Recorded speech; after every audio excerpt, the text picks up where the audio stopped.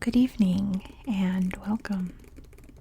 Tonight we will be going over the history and geography of Alexandria in Egypt.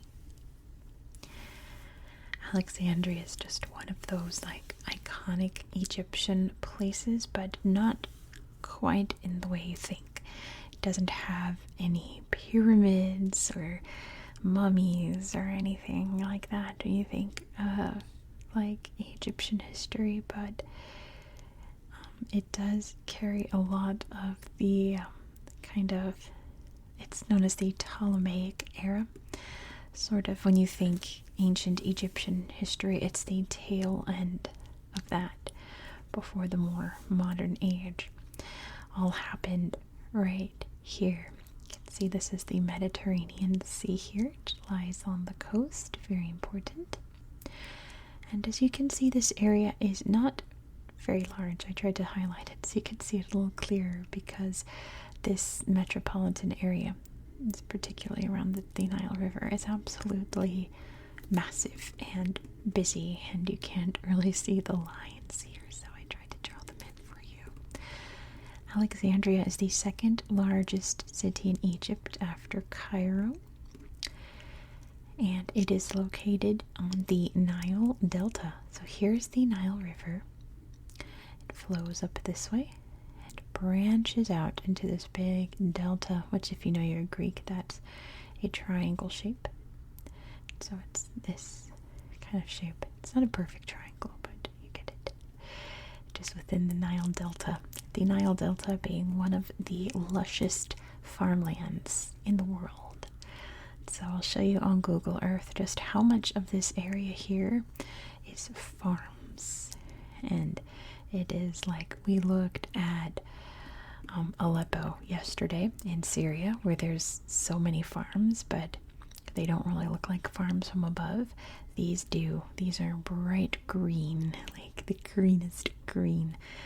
Very, very rich, fertile soil for that farmland. And pretty much anything else I have to tell you about its geography is interlaced with its history. So let's get into it. Throughout all the ancient Egyptian eras and the pharaonic dynasties of building pyramids and tombs and temples and all of that, not much happened up here. The area that's now Alexandria has evidence of some fishing settlements on it. And at one point there was a little tiny village there, but it was nothing remarkable at all, especially compared with the rest of Egypt. Until some guy from Macedon changed all that. So Alexander the Great was from the other end of the Mediterranean. He came conquering the Persian Empire, and when he reached kind of this area over here, said, you know what, I'm going to take Egypt. I'm in the neighborhood. May as well make myself pharaoh. And he came in, and the people of Egypt actually really embraced him, because they did not like to be under Persian rule. They said, this guy is different, he's young, he's ambitious, we're going to name him Pharaoh. He was kind of an unofficial pharaoh of Egypt. And he had a dream one night of a sprawling city located on an island off of Egypt. And so he went out and said, where can I find this island? And he found it right here and said, this is perfect. This is going to be the city of Alexandria. Alexander established a lot of cities. There's a lot of Alexandrias around Europe and Asia. And this is probably the most famous one, to be honest. So he decided that the city was to be built in the year 331 BCE. And then he went off to conquer the rest of Persia and never returned, because he died very suddenly before he could ever return to his little dream city. But the city was definitely built up and became quite glorious and very Greek inspired, but still having that kind of Egyptian soul to it. I don't know how to describe it. It was a very Egyptian Greek city. So when Alexander died suddenly, all the places he conquered was divided up between his generals, and his general Ptolemy got Egypt. Allegedly, he borrowed Alexander's corpse so it could lay to rest in Alexandria. But most of the parts of ancient Alexandria that we're talking about in its history are currently underwater. So Alexander's tomb, if it was here, has never been found. It probably never will be found, to be honest, because it's either underwater or it's buried underneath this massive metropolitan area. So we'll probably never know. It's one of those history mysteries where Alexander's buried, but it's most likely here. Now, besides the tomb of Alexander, there were two places that were definitely known to have existed here in Alexandria. One of them was the Library of Alexandria, and I'm going to have a whole video about it for you tomorrow, so be sure to subscribe so you don't miss out. It's going to be in a fast whisper because it's kind of a long book. But the Library of Alexandria was the largest library in the world at that time, combining all of the knowledge of the known world under one roof. On all these papyrus scrolls, you had Hebrew texts, Greek texts, I can't say the word texts, Egyptian texts, from all over the world, all over the known world, even stuff from, I believe, from like China and stuff, were housed in the library. So many people came here to learn and study and theorize and write more books for the library. There was also the Pharos Lighthouse. So you can't see on here, but there was an island like out here in the bay that was connected by a strip of man-made land called, let's see, I didn't write it down, the Heptastadion, something like that. A big man-made walkway so you could get to the big Pharos Lighthouse. The lighthouse was one of the 7 wonders of the ancient world. It was massive, all built of stone, very geometrical, and had a huge roaring fire at the top that was never put out so that it could be used as a lighthouse. Those are definitely the 2 most famous places within ancient Alexandria. That would start to change when the Romans conquered. So, very famously, Queen Cleopatra, who ruled from Alexandria, that was the capital of the Ptolemaic Empire, with her lover Mark Antony, fought against the newly made Roman Empire and lost at the Battle of Actium, and Rome claimed all of Egypt and implemented a more Roman lifestyle. The old passions of learning passed down from the Greeks kind of waned. There was lots of conflicts, political conflicts, and also religious conflicts. Because Christianity was introduced, Alexandria was a safe haven for the Jews for a long time, and clashes began there, not to mention against the pagans that still resided here. The Christians weren't too fond of that, and when they became the majority, they dealt with those.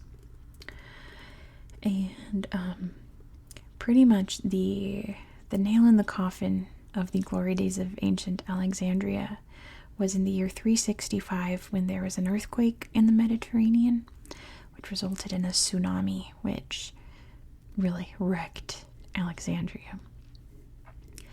It never reached those glory days that it used to have. But before I continue, I want to point out Alexandria's UNESCO World Heritage Site. Egypt has some very famous ones, as you can imagine. Alexandria has an interesting one from this time period. It's known today as Abu Mina, or Mena. I've always said Mina. I've just now started questioning myself. A little short description here. It says the church, baptistry, basilicas, public buildings, streets, monasteries, houses, and workshops in this early Christian holy city were built over the tomb of the martyr Minos of Alexandria, who died in the year 296. I think it's on my map. Alpamina. I gotta look at close. Alpamina right here. Can you see it? Very tiny. Very hard to read things in the Nile Delta here on my map. But we'll take a look at it on Google Earth. But they've been uncovering some amazing things in this old town here, old Christian town. You can explore it today as a tourist and see all of the things they're uncovering. Old crosses there. Lots of rocks in this. I'll show you on Google Earth, but lots of walls and old buildings. Pillars and stuff, but pretty cool, isn't it? An old abandoned Christian town. Coptic Christian, I'm sure.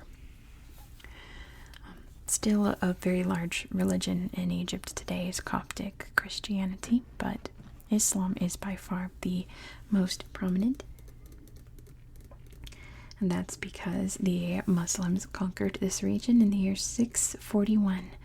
Before that, this area was contested between the Byzantine Empire, which was the Roman Empire, became the Eastern Roman Empire, and the Sassanid Persians, trying to conquer, like ancient Persians were known to do. But the Arabs did away with all that, and they held firm to this land for a long, long time. Now, in the Middle Ages, this area kind of saw its second era of prosperity. It became like modernized, as modern as the Middle Ages could be, for the traders along the Mediterranean.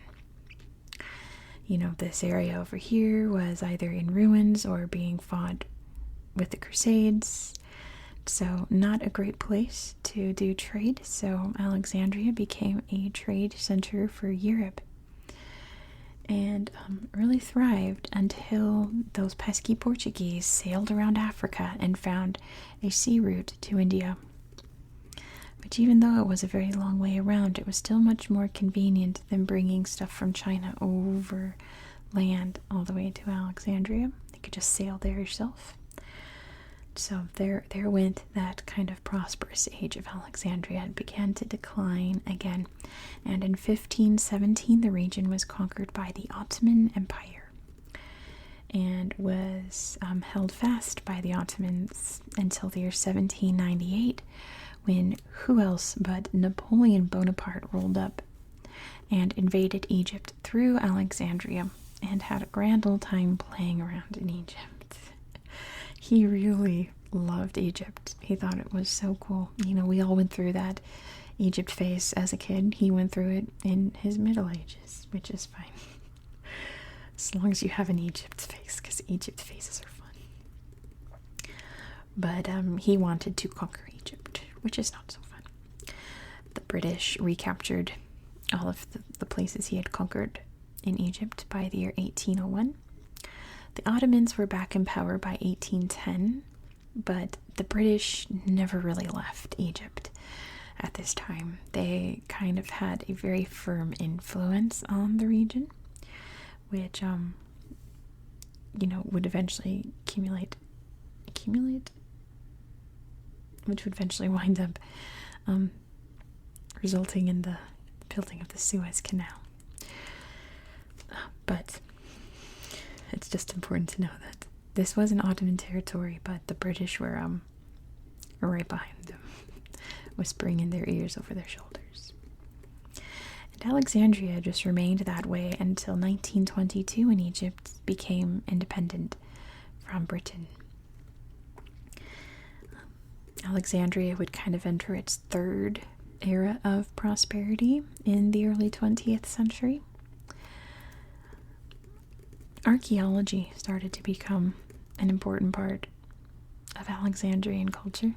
Of course, the British kicked it off, but once Egypt became independent, they really went in full swing and started excavating around especially in the more modern age, checking out the bay, finding all kinds of old streets and buildings and things that had sunk below the water. It's very fascinating.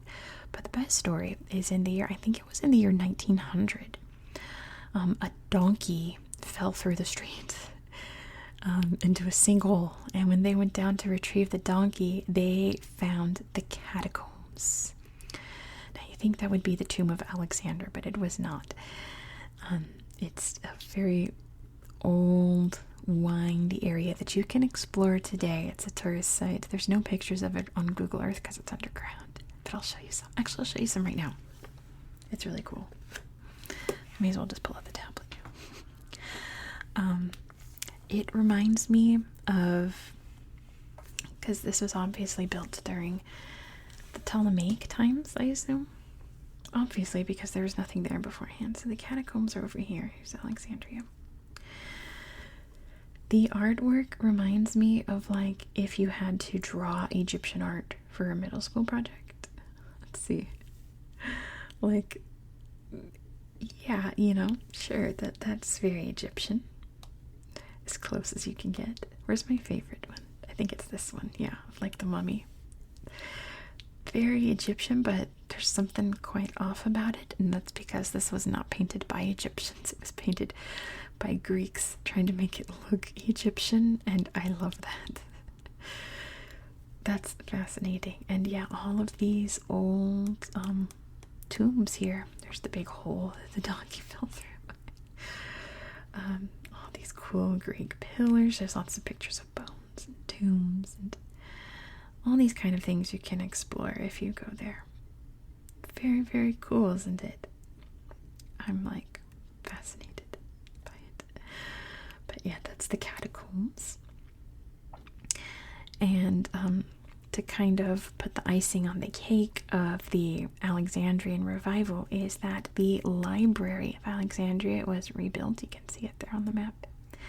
But I'm going to show you on Google Earth. It was rebuilt in 2002. I was trying to find the citadel, or the citadel. Oops, that was yesterday's video. The catacombs on Google Earth. It was rebuilt in 2002 as a more modern library.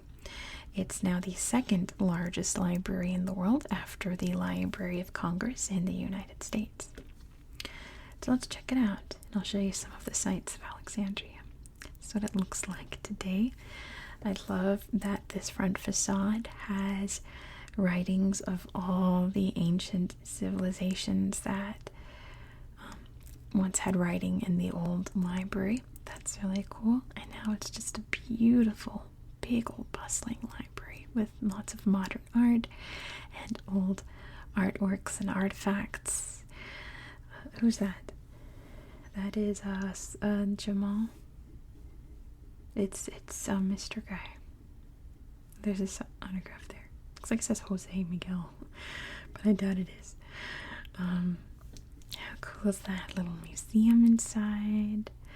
I love this. This is designed, it looks so much like the library at the college I went to. It's built the same way, like this above ground that you climb up into. That makes me happy because I loved my university library.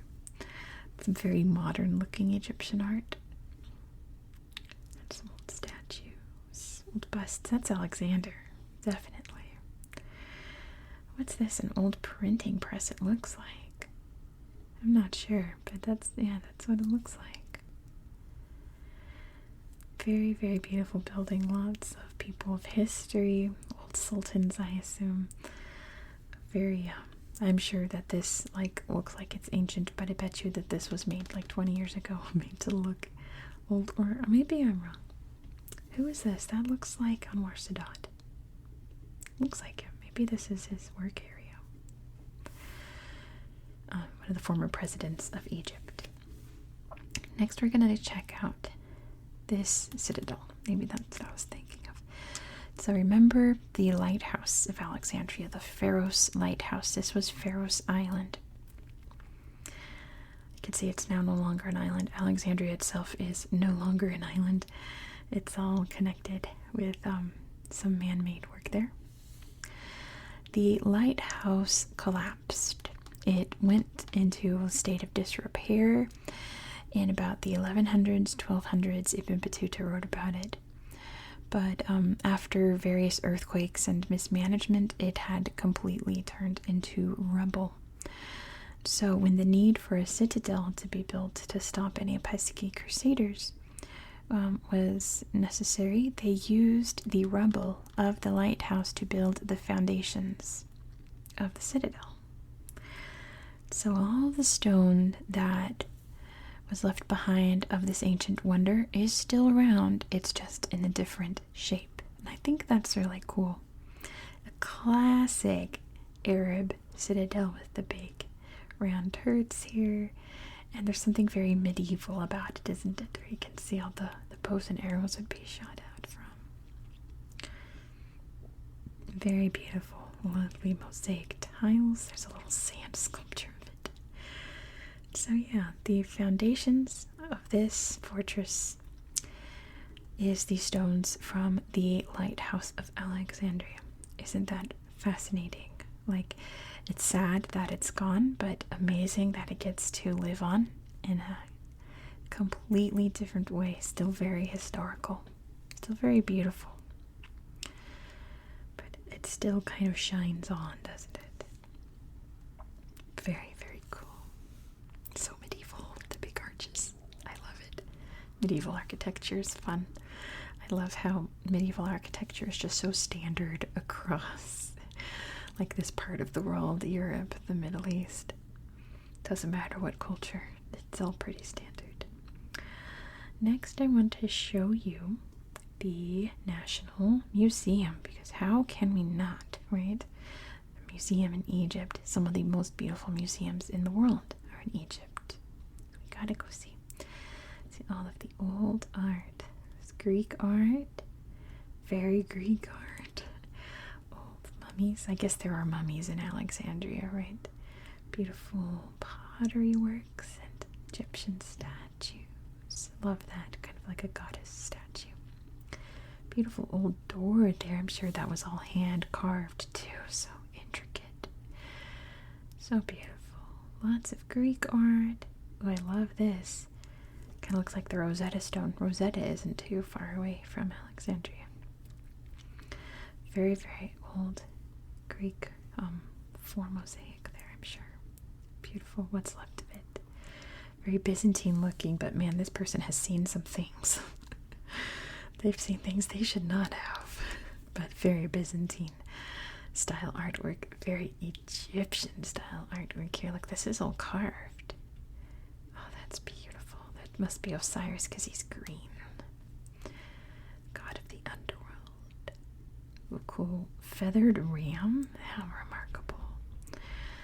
Old Greek statue. What is this, do you think? You can see some really cool engravings here. Looks like that's an angel. Oh, this is Christian art. I assume. That's definitely an angel. Beautiful. Beautiful, beautiful. I guess it's like a shield. Very intricate. And the bros posing behind these wooden panels. How cool is that? Very, very neat. So, I promised I'd show you the farmland so you can see the big bustling city, and then you head over here and boom, you are in the farmland. And this stretches beyond the borders of Alexandria here. Alexandria is very small, as you saw on my maps. I don't want to go too far, but look at this. It just goes. Let me zoom out so you can see. It just goes forever. Look how extremely green the delta is. You can see the triangle, right? So green. Like, and only a tiny fraction of it is within the Alexandria Governorate. How fascinating is that? You can see some aquaculture up here. And then let's see if we can find Abu Mina or Abu Mina. It's right here. Oops. There we go. You can see surrounded by the farms here is just this big chunk that is an archaeological site. Because modern Egypt takes its archaeology very seriously. Now this is the original city here, but nothing pops up, so we've got to go like this I can show you a slideshow of it. Look how neat. Oops. Make sure you can see all the way. There we go. Lots and lots of excavations happening there. Beautiful artwork here. I love the stonework here. Talk about angels, right? There's one coming up in the slideshow you've got to see. But yeah, the old ancient Christian city. Lots of rocks. Like, I wasn't kidding around. There's just so many like huge rocks here. They look like chalk. Standing on one of those pillars. An old entry looks like a tomb would be in there or something. They loved their rocks here, this town. I wonder why. Looks like a chapel right here. Let's see. That's probably where I assume a priest or something would lead services. I love the art. I love all the different styles there. They're all pictures of Jesus in various different depictions and very different art forms. That's so cool. Being dragged out with a family to visit an archaeological site. How boring. It must be a baptistry, are they called? You baptize people publicly. This is it. Look at this. Now, I'm not a Christian, so I don't really know all the stories, but this looks like angel with a sword. I wonder if this is Lucifer being cast out or something, because this looks like the fires of hell here.